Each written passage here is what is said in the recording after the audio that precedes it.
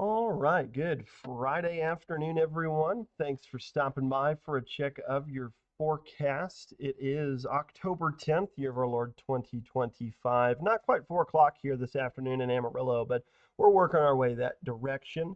Got a beautiful day on deck, and again, it's been pretty warm as of late for mid-October. Temperatures are likely in the 80s wherever you're watching from here in the high plains. A little bit colder as you get further west towards New Mexico, but still above average temperatures across the board. We've got a few light showers. Again, that plume of Pacific moisture streaming in over the Four Corners region. Lots of rain back up there in central Arizona. We are expecting that to continue on an intermittent basis running through probably the next several days. They could see several inches of rain in places like the San Juan Mountains in southwest Colorado, back down into Arizona and Utah. Lots of moisture. Again, they've had a pretty abysmal monsoon season this year, so this is some much needed moisture for them. Here's that sky cam down in Paladero Canyon State Park. You can see a few of those fair weather cumulus clouds. Beautiful sight down there on the south portion of the state park. Temperatures in the 80s across the area, 87 in Childress, 82 in Amarillo, and 85 in Borger. Winds from the south around 5 to 15 miles per hour. If you find yourself at one of those football games this evening, temperatures generally will be in the 70s when the games are being played. So no need for the jacket. Should be comfortable and quiet if you have those plans tonight. For tomorrow, we'll have another warm afternoon. We'll climb back into the 80s later in the day. Winds are going to get breezy in the afternoon, and they could be downright windy for some of us as we get into the second half of the day.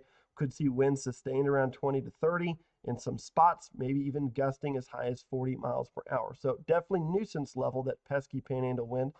We don't anticipate much fire weather concerns. Could be some elevated issues out there, but we have not seen our first freeze yet this year, so that grass still, in theory, green, even though we've had a lack of rainfall over the last month or so.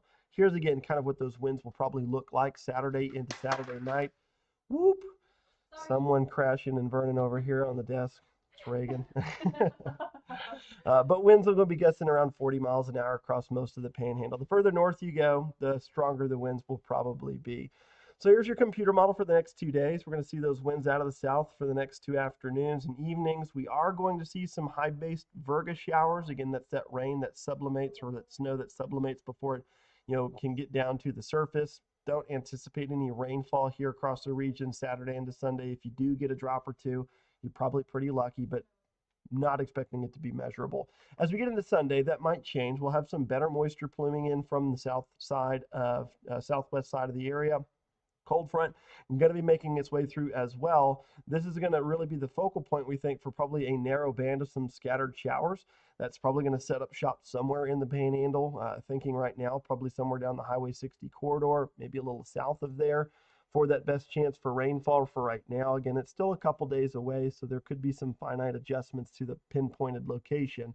But right now, expecting probably somewhere down Highway 60 for us to have some really light rain amounts on Monday. But that cloud cover is going to keep us cool. Some of us may not even get out of the 60s for those high temperatures. So that's all that remnant moisture from Priscilla. Then we get this big cutoff low to dive into the western side of the country. It's going to lift north of the region. This dominant ridge of high pressure just going to keep it from impacting us directly. Probably some breezier winds, but rainfall I think is unlikely with that first system.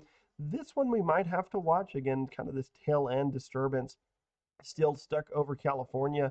Again, if we get, again, this ridge to push east, that might allow this thing to swing a bit further east, closer to the high plains, and maybe something that we inevitably have to watch moving into the middle and second half of the month.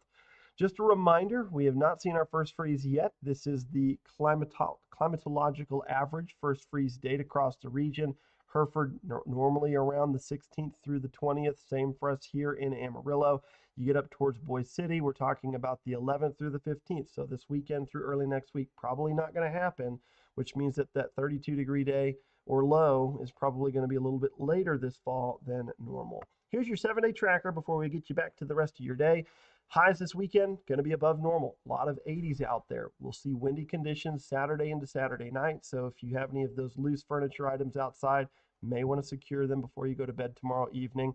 40% chance for some scattered showers on Sunday. We got you with a high of 71, which is a little bit colder than average, but very short-lived. We're back up into the 80s by the second half of the week.